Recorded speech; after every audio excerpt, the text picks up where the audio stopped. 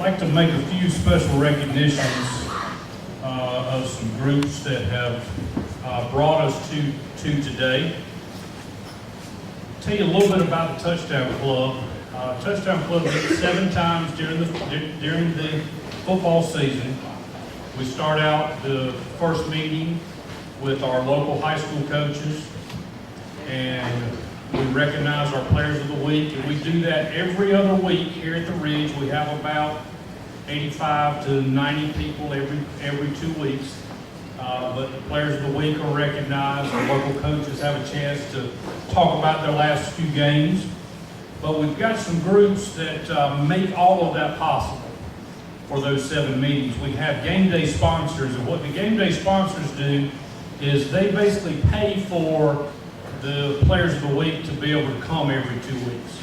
So we'd like to recognize them. Our game day sponsor for tonight is Lawrence County Water and Sewer Commission.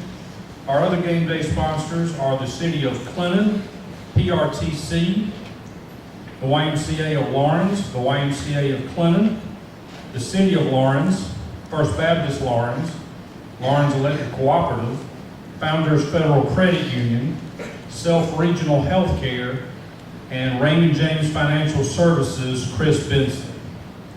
We also have 3 gold sponsors: Palmetto Heritage Real Estate, Love Bailey and Associates, and Thomas Mechanical. We have 5 silver sponsors: United Community Bank, L&L Office Supply, Martin Brothers Construction, Lawrence CPW, Reynolds Family Dentistry. We also have meal sponsors: Cornerstone Investment Management, Sadler Hughes Apothecary, Bab Enterprises, Printomatic, WPCC, and Farm Bureau Insurance, Buddy Bridges Agent. So those are all of our sponsors that make the Touchdown Club what they are each and every year. So let's please give them a round of applause.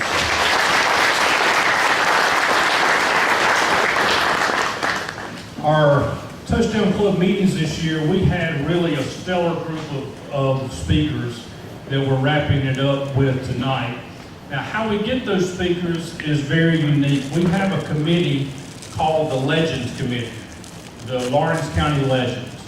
And they're made up of a group of individuals that are previous coaches, officials, administrators, people that have been in Lawrence County. We've got Coach Callie Galt is one of our Lawrence County legends, King Dixon, Coach Keith Richardson. The list goes on with who is a member of that committee. And what we do with them is we sit in a room once a year and we say, okay, we want 7 speakers, or we want 8 speakers, which is what we did this year. And we kind of make a list of who our wish list is. And when it came time to get Clay Hendricks, who's the head coach at Furman this year, then one of the people in the room said, well, you know, I know Clay, I've got him, I can call his cell phone. So that's how we got Clay Hendricks. And we do that with every speaker that we have. The speakers that we had this year, we had Mr. Penn Wagers, who Penn is a former ACC, SEC football referee. He's now currently an SEC replay official. Allie Rogers Fauntleroy, who everyone in this room probably knows who she is. She's from Lawrence. She was Miss South Carolina. She was runner-up in Miss America. She worked for the national championship. So Allie was one of our speakers. Clay Hendricks from Furman University. Coach Buddy Pugh from South Carolina State. Coach Tommy Spangler from Presbyterian College. And then we did our annual Clemson Carolina meeting, which we had Don Munson, the voice of the Tigers, and Mo Brown, a former receiver for the Gamecocks. So that's kind of how all of our meetings go. I'd like to recognize our Touchdown Club Board of Directors. If you are a member of the Board of Directors that's here tonight, if you would please stand. I think Scott might be the only one. Thank you, Scott. And none of this would be possible without the Chamber of Commerce. The Touchdown Club is an umbrella organization up under the Chamber of Commerce. That entire staff really makes this happen for all of our meetings. I don't think any of them are in here right now, They're out there doing their thing, or actually they're probably out there eating right now. But we will recognize them when they come in. Now, one of the main things that we're here to do tonight is to recognize the all-county team and to recognize the coach of the year and the player of the year. Now, how did we get here? How did you get here tonight? We ask at the end of the season, we ask for each one of our head coaches to nominate players from their team who they think are worthy of being on the all-county team. So we've got Coach Todd Kirk from Lawrence Academy, Coach Chris Liner from Lawrence, right there, Coach Andrew Webb from Clinton. We get nominations from them, and then the team is selected from those nominations.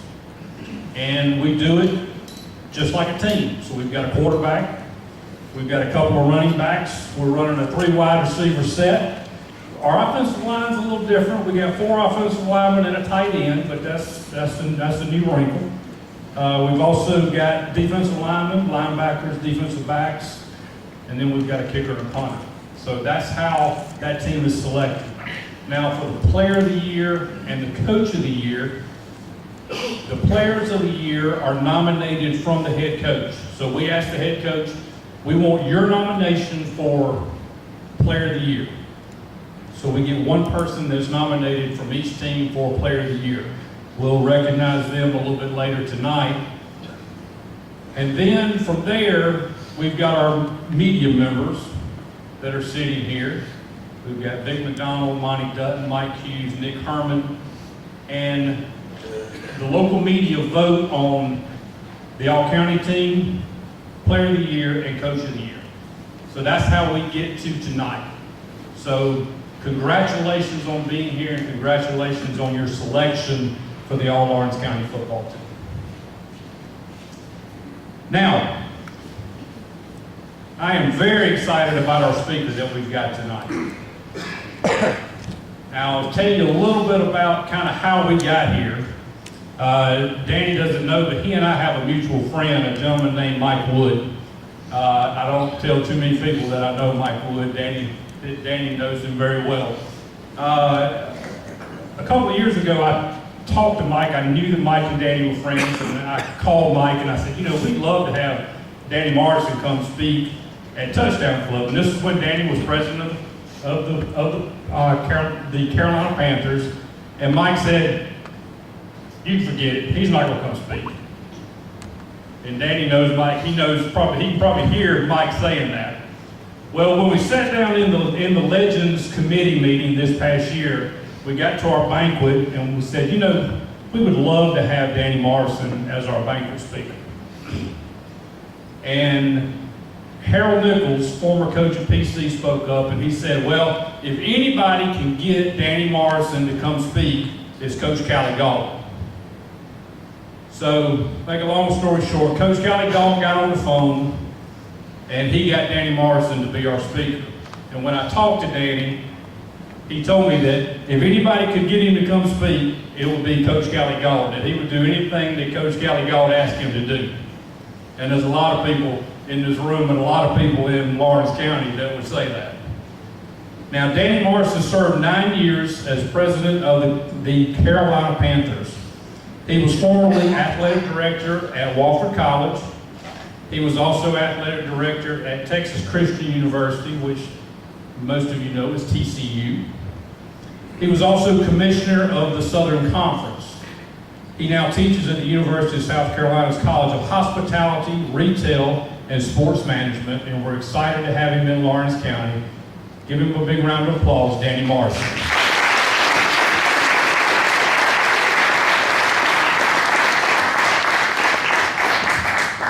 Thank you very much. I'm delighted to be here. And let me just say this. First thing is, great communities honor their best and brightest. So what the Touchdown Club's doing, what all of you are doing in support of high school athletics is so important, and that's what great communities do.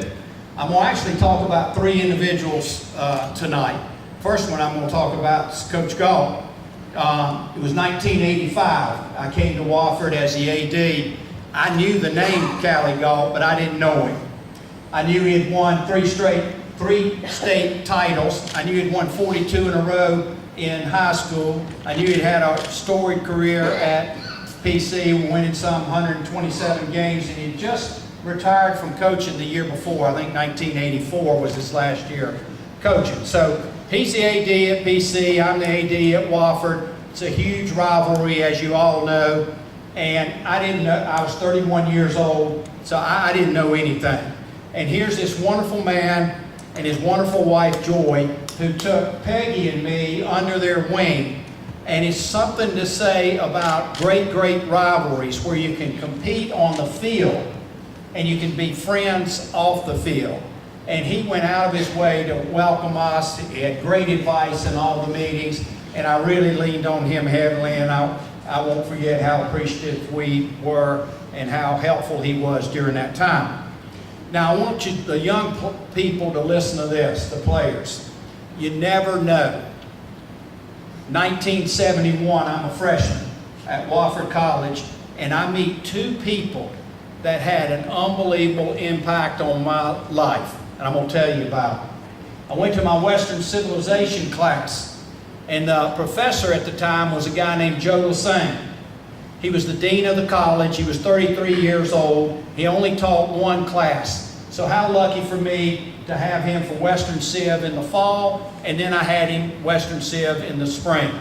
Now what was cool about that was that summer, Paul Harden, who was the president, was named president at SMU, and Joe Lassane was named president of Wofford and took over at 34.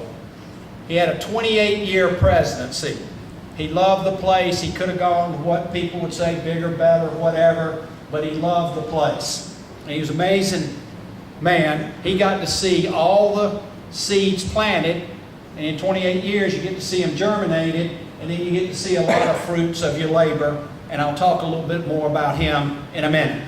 So that's my freshman year. You never know who's going to have an influence on your life. Thanksgiving. I was a basketball player, not a very good one. We were the only kids on campus during the Thanksgiving holidays. And a guy named Jerry Richardson invites all of us over for Thanksgiving dinner. These rogue basketball players. And he's probably 35 at the time, maybe. He's got 3 children. I can't imagine my wife and me with 3, we have 2 kids, but thinking about inviting a bunch of basketball players over because they wanted us to have a family experience at Thanksgiving. So I met 2 people. Now I'm going to fast forward. It's 1985. I'm at Elon, and I get a call from Joe Lassane with the opportunity to come back to my alma mater as the athletic director. So that was 1985. Now let me tell you about Joe Lassane as a boss. We should all be so blessed. He was the great encourager. And what he recognized was that risk and progress are complementary variables. You've got to take some risk in order to get some progress. But you don't take risk if somebody's going to chop your knees out from under you.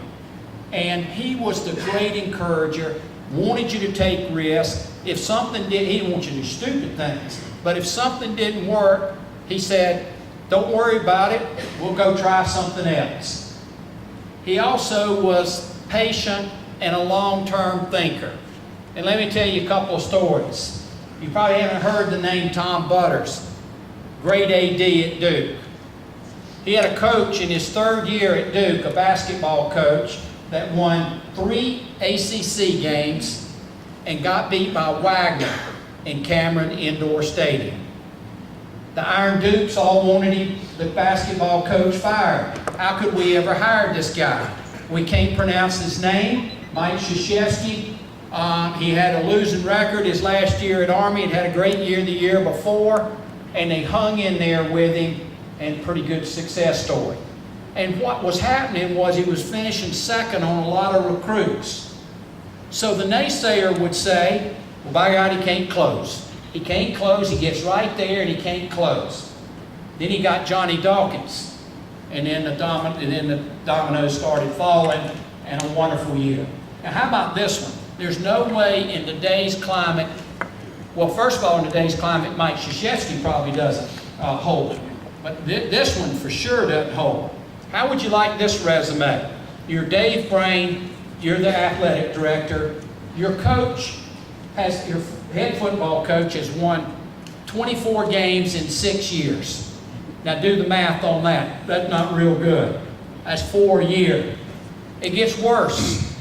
In his 6th year, he goes 2-8-1. And Dave Brain hangs in there with him. Freaky things that happened. A lot of players got hurt, some other things and so forth. Named Frank Beamer at Virginia Tech. If they haven't built a statue for him, they probably will. And sometimes the hard decision is staying with somebody rather than cutting somebody. So Joe Lassane, the great encourager. In 2009, I'm at TCU. I get a call from Jerry Richardson with the opportunity to come to the Carolina Panthers. 2 people that I met my freshman year in college go to the Carolina Panthers. Now let me tell you about Jerry Richardson. He grew up in eastern North Carolina. And in eastern North Carolina, at the time, if you made $10,000 and owned your own home, you had arrived.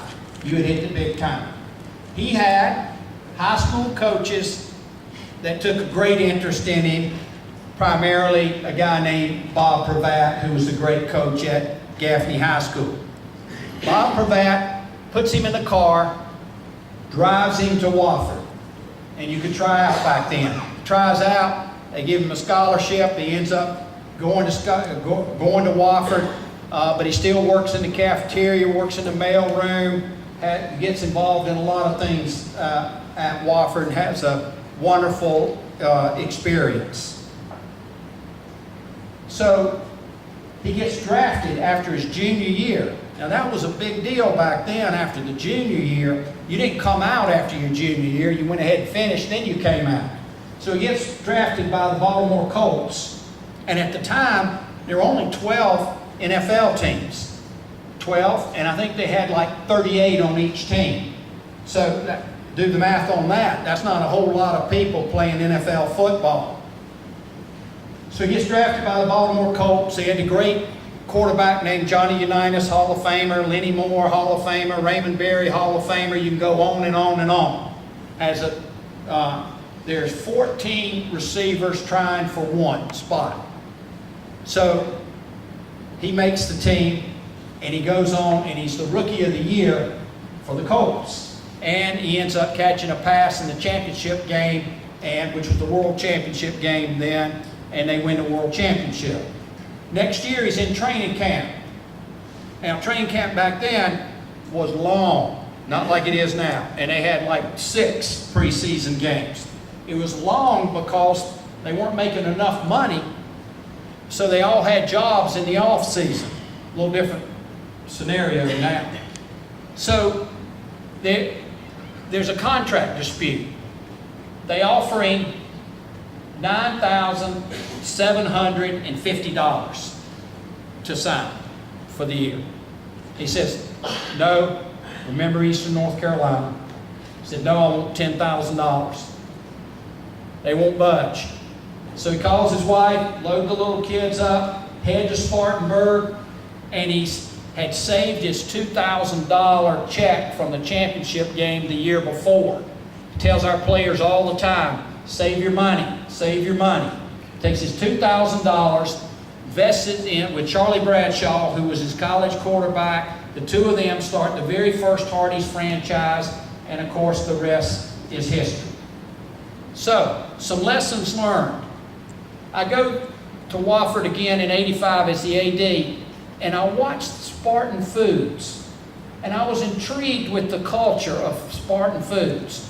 Now, it's one thing to want to work at the Carolina Panthers or work in college or whatever, but this was working at a place at the time, I guess, was selling 30-cent, 40-cent hamburgers. Their culture was unbelievable because what they had was they had a great family. And Mr. Richardson always carries a felt tip pen with him. And here's why. A felt tip pen can write on napkins. And he did a lot of mentoring and coaching in Hardee's restaurants, and he would write on napkins. You wouldn't believe how many napkins are framed in people's homes. And what he would write was the 5 core values of their whole business: hard work, harmony, teamwork, listen, and respect. He used to have teamwork 1, but he said you can't have teamwork if you don't have hard work and harmony. Hard work, harmony, teamwork, listen, and respect. And the other thing that he put so much emphasis on is the people on the front lines. If you want to get him upset at the Panthers or the Bank of America Stadium, don't treat the grounds people or the people in the maintenance or the people, the receptionists, because he knows that they're the most important people in an organization, because they're the ones that are doing all the work. They're on the front line. We used to say what he loved most of all. We coined the phrase, he loved the biscuit maker. What he understood at Hardee's was all those people in the company headquarters could be doing wonderful things, but if the biscuits weren't good, it didn't really matter. And he is fantastic on understanding that the people on the front lines are the ones that do really the hard work and get things done. So I'm going to close with this. People are all different. There's a great book called Reframing Organizations that talks about structural frame, the people frame, the political frame, and the symbolic frame. And you got to understand all of them. But most people only like to work out of a couple of frames. So some people like to work out of the people frame, others primarily the structural frame, and so forth. Well, what I love about that whole book is the fact that what it says is you can be who you are. Callie Galt, Joe Lassane, Jerry Richardson all have similar values, but they all do it in different ways. And what's comforting about that is you can do it in your own way. And you can learn from others, and then you end up applying it to yourself. The best definition of leadership that I've ever heard is the simplest one. It's real simple. Leaders get results. So you can do it in your own style, your own way, get results. Leaders get results. Remember also, risk and progress are complementary variables. And then the best definition of success is a few simple disciplines practiced every single day. What that says is steady. Steady. If you're steady and you're trying to get better every single day, the reality is 5 years from now, there's been dramatic change with no drama. Simple, but not easy. Thank you very much.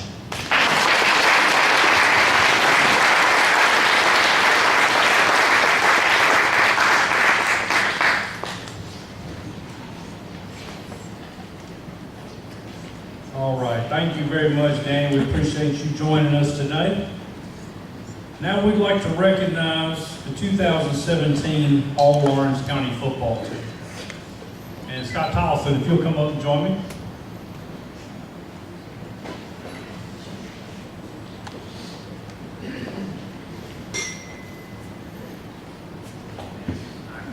I'll let you present.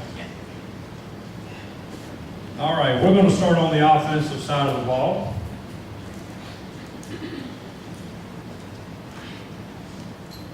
The first member of the All-Lawrence County football team from Lawrence Academy, quarterback Thomas Lowry.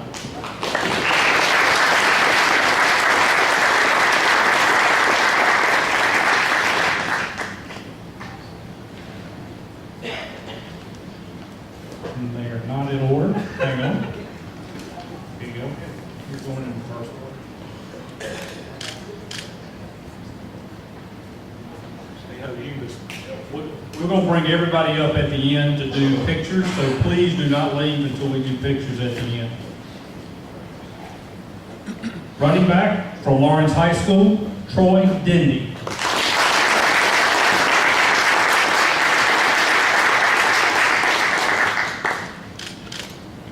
Running back from Clinton High School, Chris Holmes.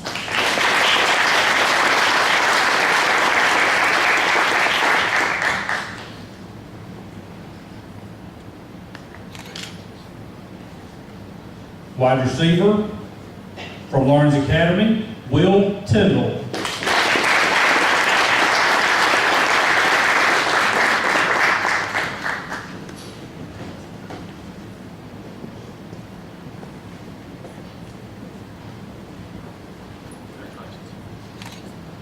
Wide receiver from Lawrence High School, Deontay Smith.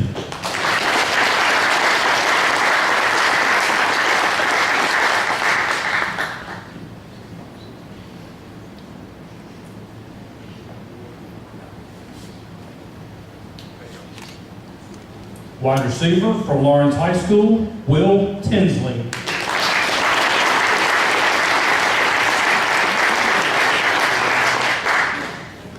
All right, we got our Wills mixed up. Will Tyndall and Will Tinsley.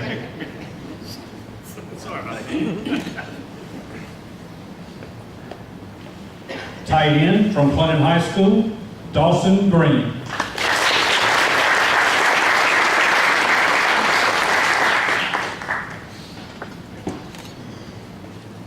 Offensive line from Lawrence High School, Zach Plight.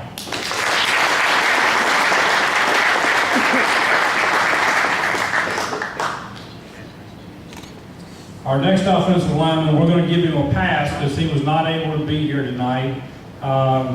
He's participating in a little game in Myrtle Beach called the North-South game, so we're going to let him slide. But Coach Andrew Webb is going to receive this for offensive line, Clinton High School, Cody Barn.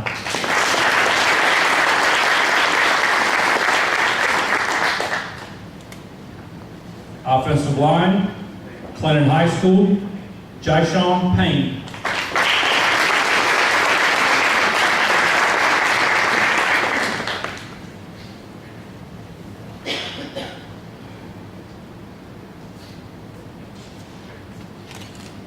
Offensive line from Clinton High School, Kyler Simmons.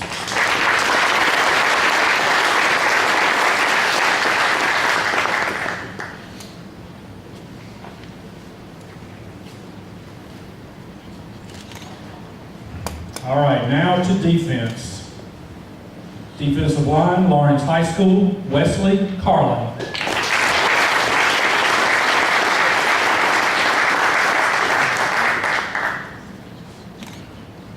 Defensive line, Clinton High School, Jamarcus Cook.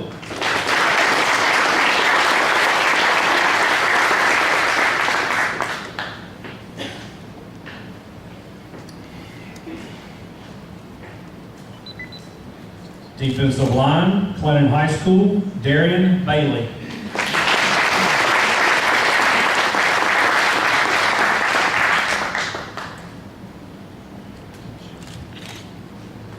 Defensive line, Lawrence Academy, Joshua Moore.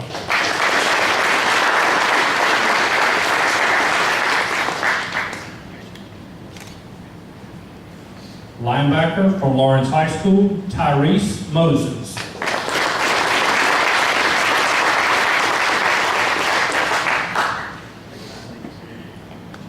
Linebacker, Clinton High School, Mark Wise.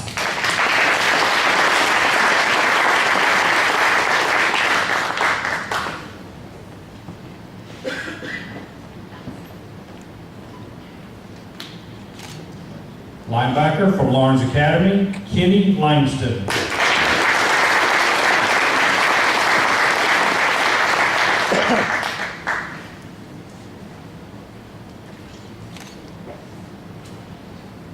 Defensive back, Lawrence High School, Braylon Williams.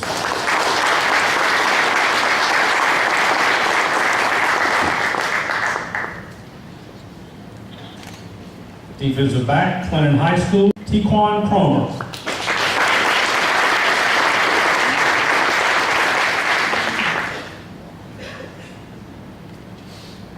Defensive back, Clinton High School, Vilo Boyd.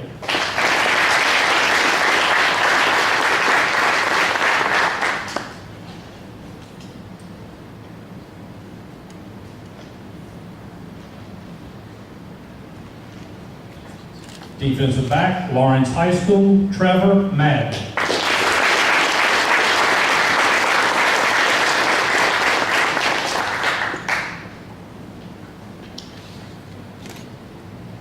Now for special teams, kicker from Lawrence High School, Devin Hovner.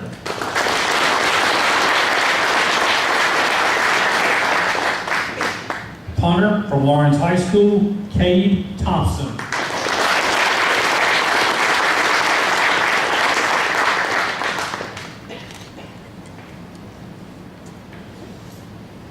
All right, now we're going to recognize the 3 nominees for Lawrence County Player of the Year. And when I call their name, I'll get them just to stand where they're at until I finish reading their accolades, and then they can have a seat.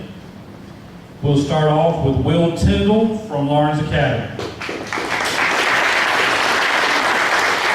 Will Tyndall is a senior receiver, running back, defensive back for the Crusaders. He had 52 receptions for 848 yards and 9 touchdowns. Tyndall rushed for 201 yards on 36 carries and 3 touchdowns. On defense, he had 53 tackles, 1 interception, and a fumble recovery. Will Tyndall, Lawrence Academy. Our Player of the Year nominee from Lawrence High School is Braylon Williams.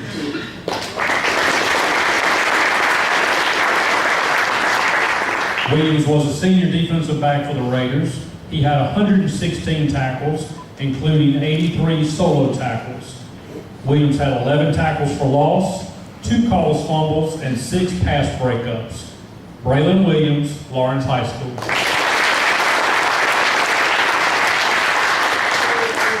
From Clinton High School, Mark Wise.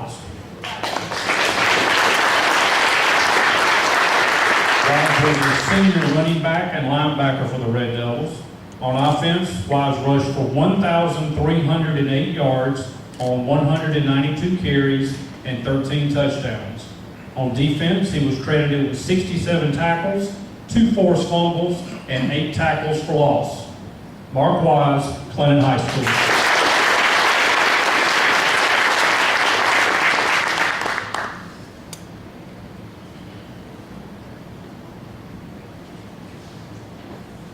Our 2017 Lawrence County Touchdown Club Player of the Year, Mark Wise, Clinton High School.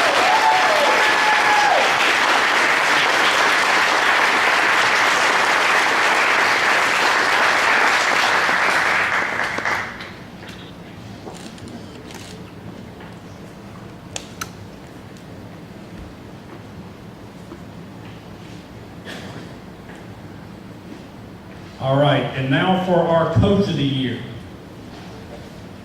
Our 3 coaches once again from Lawrence Academy, Coach Todd Kirk, from Lawrence High School, Coach Chris Weiner, and from Clinton High School, Coach Andrew Webb. Our 2017 Lawrence County Touchdown Club Coach of the Year goes to Andrew Webb, Clinton High School.